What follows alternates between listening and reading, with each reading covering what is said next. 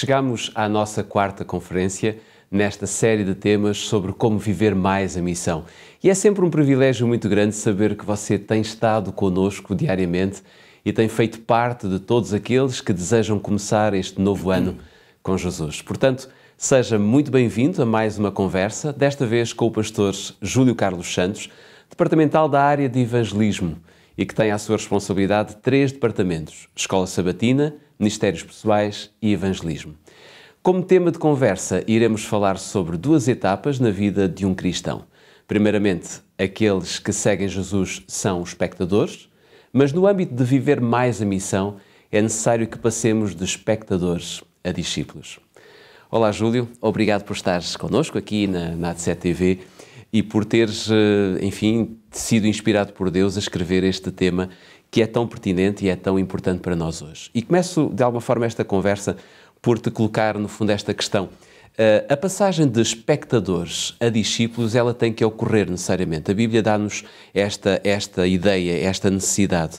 Porém, Deus também capacitou-nos com, com faculdades extraordinárias na nossa vida que nos permitem reter imensas coisas do tempo em que nós fomos meros espectadores. Bem, em primeiro lugar, cumprimentar também todos aqueles que nos acompanham e, obviamente, a ti, Jorge, também um abraço. Relativamente à questão que é colocada, eu gostaria de começar por dizer que, de facto, quando nós somos espectadores, nós estamos a ser testemunhas de algo que se está a passar diante dos nossos olhos. Ou seja, algo que nos entusiasma, que nos faz, de alguma forma, vibrar. Imaginemos um grande espetáculo. Talvez sejam momentos de êxtase, que graças à fantástica máquina que é o nosso cérebro, vão permanecer na nossa lembrança, mas que com o passar do tempo se esfumam, bem arrumados nas gavetas da memória, até que quase não fica nada, e por isso mesmo nós ansiamos depois a tornar a viver outros momentos semelhantes. Eu diria que aqui o que nos faz vibrar são coisas, digamos, exteriores a nós mesmos, mas nunca passam exatamente disso mesmo. Mas quando nós passamos a discípulos, nós não perdemos essa capacidade e essa alegria de vivermos bons momentos, não é? Aqueles que seguem Jesus forçosamente vivem esses momentos. Não, de maneira nenhuma. Aliás, eu diria que quando nós somos discípulos, nós também nos emocionamos. Portanto, esse sentimento está lá. Também sentimos uma imensa alegria com o que nós vemos ou com o que nós ouvimos. Mas agora, o nosso interior, que sente tudo isso e muito mais, à medida que nós somos confrontados com algo que começa a crescer dentro do nosso coração, é completamente diferente, porque a origem do que nasce dentro do nosso coração tem que ver com a ação poderosa do Espírito Santo. E aí, aos primeiros momentos, vão-se suceder outros e mais outros, e finalmente damos connosco a sentir que em nós há espaços que nós podemos conquistar para crescer espiritualmente e passar a outros esta mensagem tão rica que cada um de nós, enquanto discípulo, começa a absorver exatamente quando nos encontramos aos pés do Mestre. Isto parece-me que é marcante, ou seja, não é algo que realmente vai cair no esquecimento, é algo que nós absorvemos, de facto, porque queremos estar aos pés daquele que deve ser a razão de ser, efetivamente, do nosso discipulado. Por isso, nesta primeira fase, este discípulo é alguém que, na realidade, vai absorver a mente do seu mestre, ele tem um mestre, ele vai realmente absorver os seus pensamentos, os seus ideais, vai querer que esses pensamentos e esses ideais façam parte da sua existência plena aqui nesta terra, e por isso mesmo é que nós sentimos a diferença entre aquilo que é um espetáculo e aquilo que na realidade é a ação do Espírito Santo em cada um de nós, porque de facto o que marca a diferença no discípulo, na diferença entre o discípulo e o espectador, é a ação poderosa do Espírito Santo na vida e no coração e na mente desse discípulo. Ou seja, a ideia de espectador não permite testemunhar ou passar a mensagem que é tão rica, como tu dizias há pouco, e que é cheia do poder do Espírito Santo. É necessário mesmo nós estarmos na pele ou vivermos a questão do discipulado. O que é que fez a diferença nos discípulos quando eles, de alguma forma, testemunharam de Jesus e viveram esse discipulado? Essa é uma pergunta muito interessante e gostaria de introduzir um bocadinho a resposta com um pensamento de uma escritora americana, portanto, de nome Ellen White, em que ela começa, e eu vou ler, portanto, o pensamento dela, ela começa por dizer o seguinte, referindo-se aos discípulos, ela diz, haviam atendido, digamos, ao chamado do Espírito Santo na pregação de João Batista. Portanto, vemos aqui logo exatamente este primeiro aspecto. Eles atenderam ao chamado. E isso significa passar de espectador a discípulo. Exatamente. Isto implica, efetivamente, o estar disponível para deixar a situação de conforto de espectador e exatamente à função, ao papel de discipulado. E ela continua a dizer que eles reconheceram a voz do Mestre Celestial. As palavras de Jesus foram para eles cheias de novidade, verdade e beleza. Divina luz foi projetada sobre o ensino das Escrituras do Velho Testamento. Os complexos temas da verdade apareceram sobre nova luz. Portanto, vemos aqui, de facto, o que marca a diferença. Portanto, o espectador é aquele que está na expectativa de, o discípulo é aquele que vai incorporar na sua vivência, efetivamente, os ensinos do Mestre que estão exatamente escritos na Palavra de Deus. Eu estou a lembrar-me do exemplo, por exemplo, de Natanael, que a Bíblia especifica, onde nós podemos, com certeza, dizer que Jesus conhece bem o coração de cada um de nós. De alguma forma, Ele deseja chegar até nós como de um modo único, ou seja, Ele vê-nos como uma única pessoa, como aquele que efetivamente pode desempenhar uma função muito específica no seu ministério. Sem dúvida nenhuma. Portanto, aliás, nós a partir de João, capítulo 1, versículos 47 até ao versículo 50, nós vemos que, numa primeira fase, sabemos que Jesus conhece os corações dos homens, Ele conhece o coração de qualquer pessoa, mas Ele tem um desejo. E o desejo de Jesus é chegar, efetivamente, até eles de um modo único. E parece-me que é extraordinário. É extraordinário porque na sua omnisciência vemos que Ele conhece o desenrolar dos séculos e Ele esperou exatamente pela hora certa. Não era somente o relógio do tempo, a noção do Cronos, não era só exatamente esta noção que devia estar certo, mas também a plenitude dos tempos, que obviamente no grego tem que ver com a palavra kairos, não é? Que chegou o momento certo, exatamente o momento da chegada de Cristo a esta terra, no sentido de que Ele pudesse ser a razão de ser do discipulado de todos aqueles que iriam entrar em contacto com Ele, e é por isso que Jesus, no momento certo, no Kairos, Jesus diz aos discípulos claramente, segui-me ou sigam-me, portanto, e este desafio falou mais alto e levou muitos realmente a tomarem grandes decisões, de tal maneira que este pequeno grupo de discípulos se tornou na gênese da igreja cristã e repara que este pequeno grupo nem sequer ele teria imaginado que estavam a trabalhar para o maior monumento espiritual da história desta terra. E sob circunstâncias probantes, por vezes até debaixo de fogo inimigo, digamos, da ação de Satanás, que nunca desiste de derrubar a obra de Deus, eles compreenderam muito bem que tinha chegado a plenitude dos tempos com Jesus, que Jesus os estava a chamar para saírem de espectadores, da situação de espectadores, para serem verdadeiramente os seus discípulos, e então eles aceitam o repto de Cristo, de o seguirem, de se implicarem com Ele diariamente, efetivamente, como o mestre dos mestres da sua vida.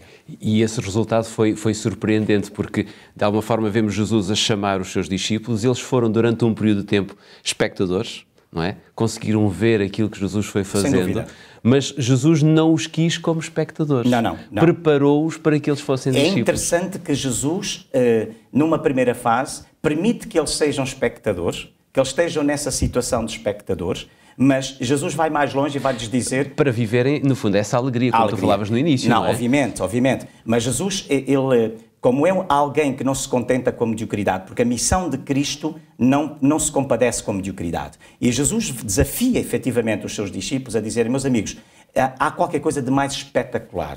Há uma missão, há uma obra da qual eu não quero estar implicado sozinho, eu quero que vocês, de facto, se impliquem comigo nesta missão. Portanto, e ambos, seremos efetivamente, ambos seremos discípulos. E Jesus consegue vir ao nível dos discípulos, consegue se colocar ao seu estágio espiritual e diz-lhe, vocês devem me seguir, sem dúvida, mas eu vou convosco. Eu estou convosco nesta caminhada. Mas Jesus foi extraordinário também para os seus discípulos, porque de alguma forma ele também foi muito frontal com eles, quando ele diz, no mundo tereis aflições. Sem dúvida nenhuma. Jesus não escondeu a dificuldade de ser discípulo. Não, mas é por isso que Jesus faz questão de estar ao lado deles. Exatamente. É por isso que realmente a grande diferença do espectador e do discípulo está aí. Em que enquanto eu sou discípulo, eu posso contar com o mestre sempre. Claro. Enquanto espectador, eu estou do lado de fora. Claro. Não é? Jogo nos bastidores. Eu estou sentado a assistir a um espetáculo. Enquanto discípulo, eu não assisto. Eu sou parte integrante da peça de teatro. Exatamente. Eu faço parte. Eu sou um personagem. Mas sou um personagem com a certeza da vitória. Porque o mestre, ele faz parte. Ele é o principal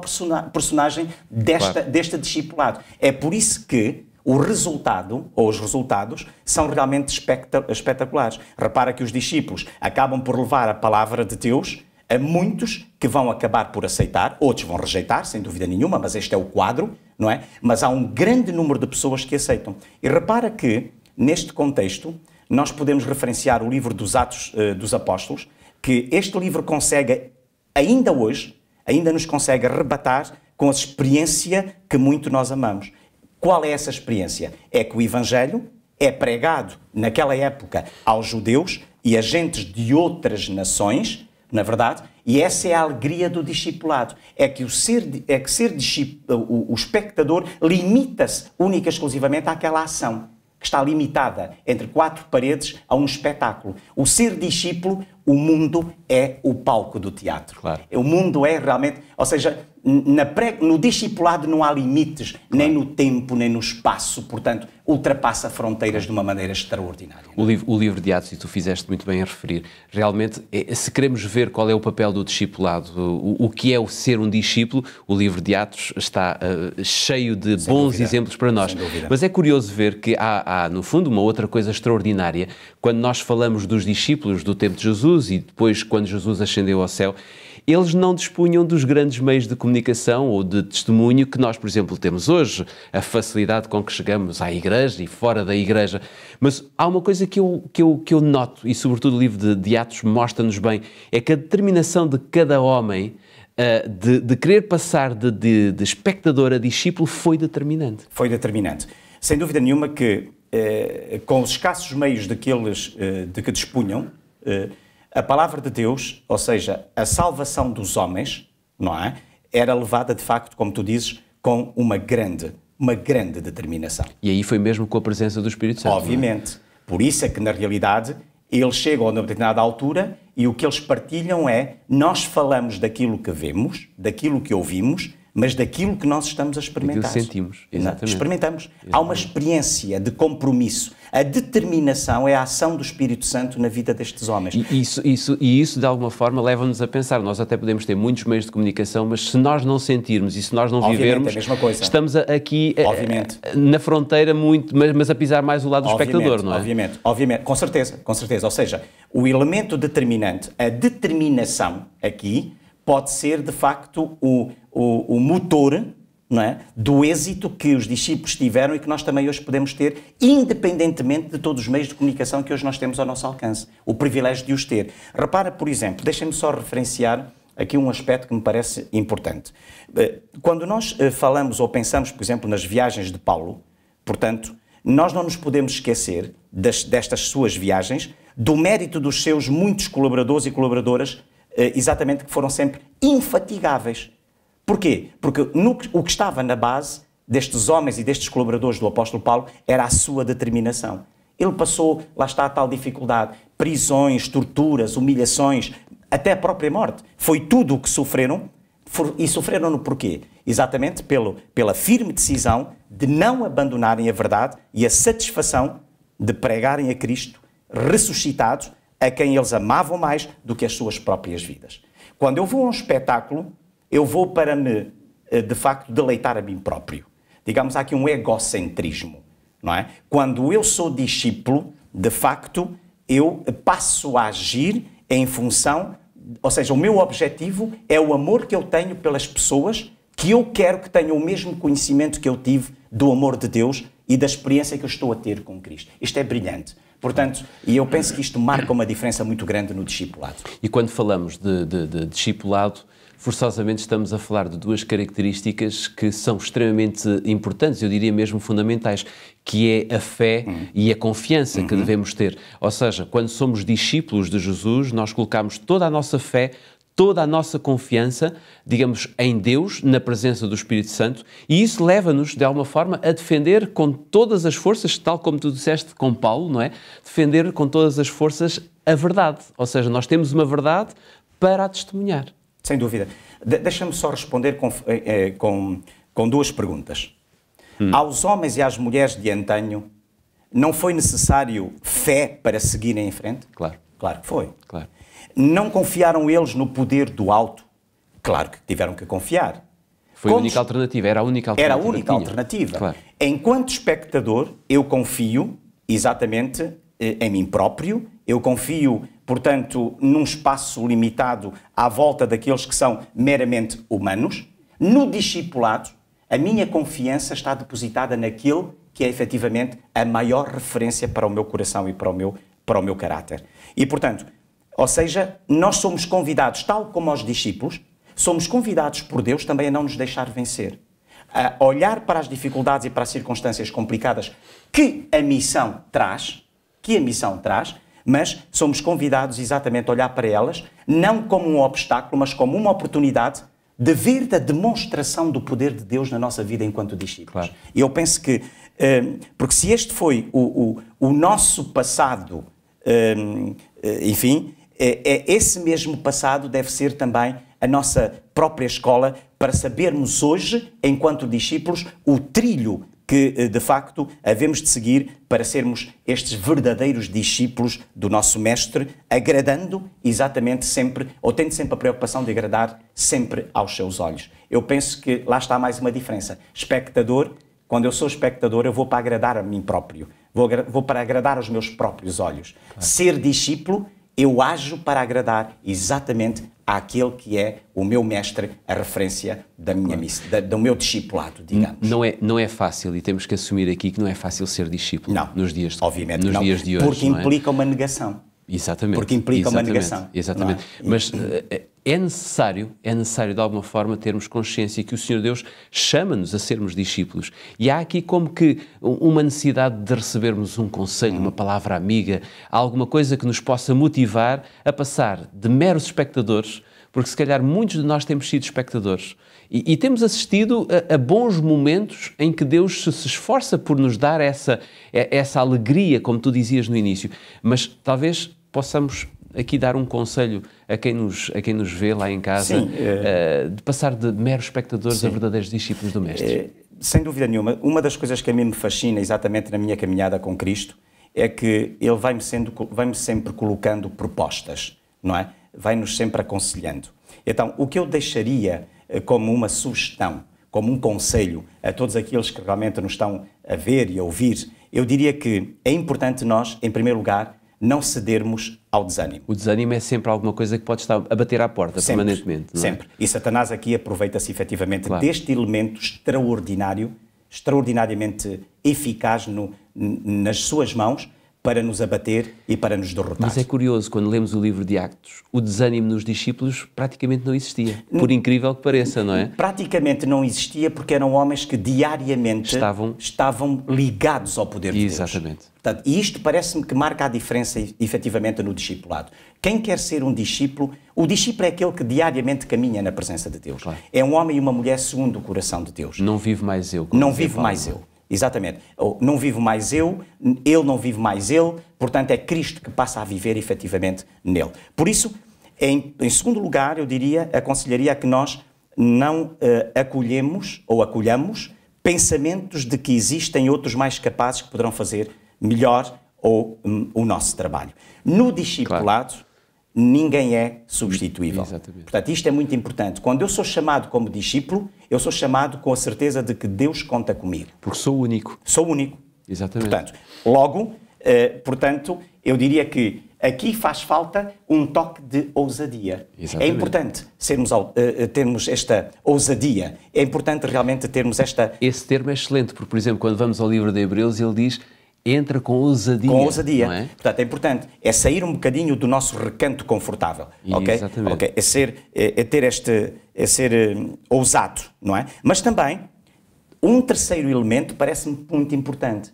É que no caminho do discípulo há sempre uma oportunidade. Ou seja, Deus coloca sempre no caminho do discípulo uma alma, alguém, na realidade, que nós nem sequer imaginaríamos que naquele dia, efetivamente, Deus ia colocar aquela pessoa no nosso caminho. Só precisamos estar atentos. Exatamente. Quem é que está... Esse é um detalhe muito importante, Jorge, porque a pessoa atenta é aquela que, na realidade, quando sai da presença de Deus, ele sai consciente de que vai para uma missão e, obviamente, que se ele esteve na presença do seu mestre, ele vai estar atento às oportunidades que Deus lhe vai dar, porque é o Espírito Santo que o conduzirá a essas oportunidades. Jesus, a bem da verdade, em todos os dias ele estava extremamente atento àqueles que passavam por ele. Sem dúvida que sim. Portanto, isso era um detalhe muito importante na vida de Cristo, não é? Agora, há outro aspecto que também, e frequentemente nós temos o hábito de dizer que as pessoas andam arredias da religião. Pois bem, mas também eu diria que não é menos verdade que vivem num frenesim tão clamoroso no seu dia-a-dia, estão tão cansadas, estão vergadas a pesos, que as próprias pessoas não conseguem suportar. Quem sabe se a apatia não é a sua própria defesa, a defesa dessas pessoas. Portanto, obviamente que aí vemos uma oportunidade que Deus nos pode colocar no nosso discipulado.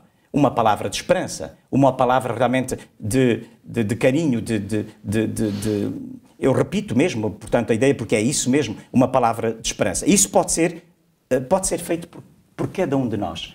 Pode ser feito por cada discípulo que, na realidade, caminha diante de Deus.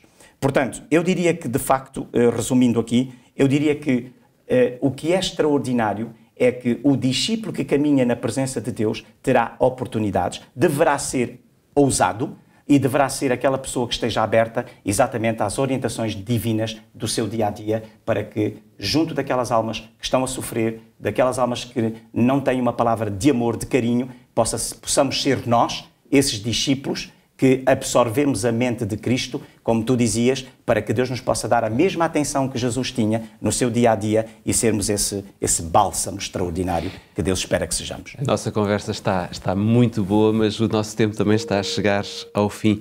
Há, no entanto, um tempo em que nós vivemos, que é o nosso tempo, o tempo de hoje, e que eu dizia que está cada vez mais reduzido.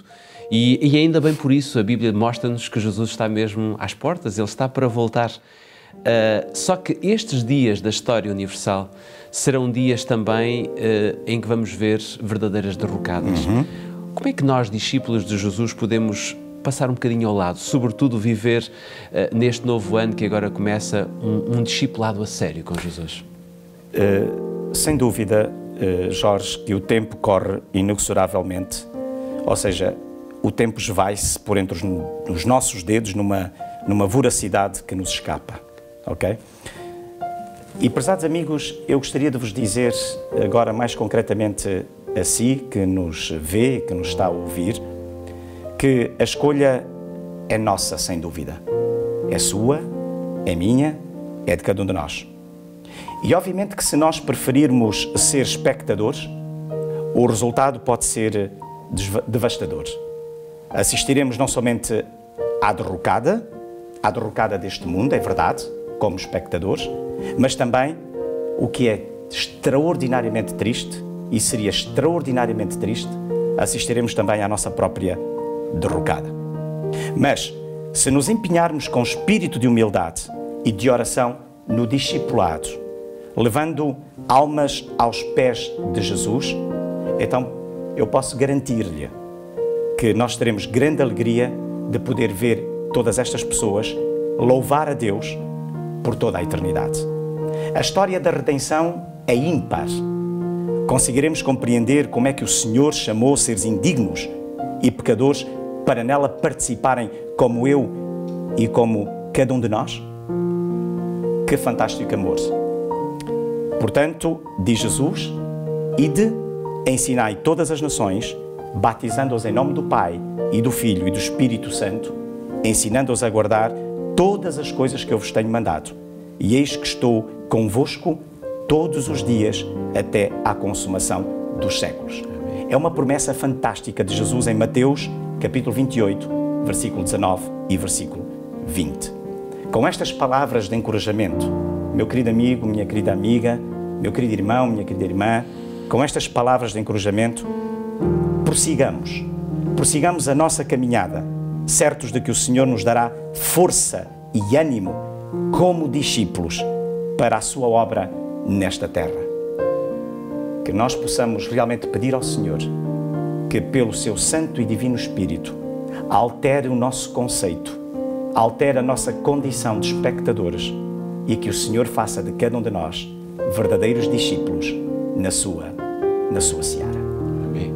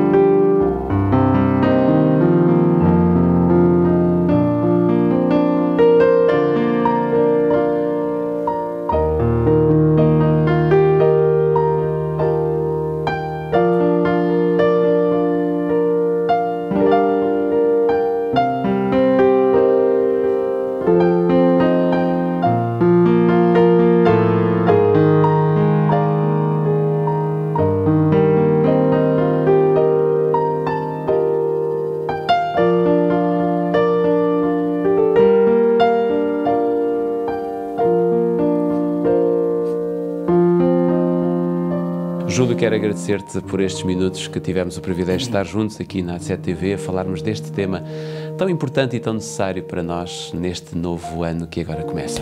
Para mim foi um grato privilégio poder estar aqui e ter colaborado e que Deus nos possa abençoar a todos.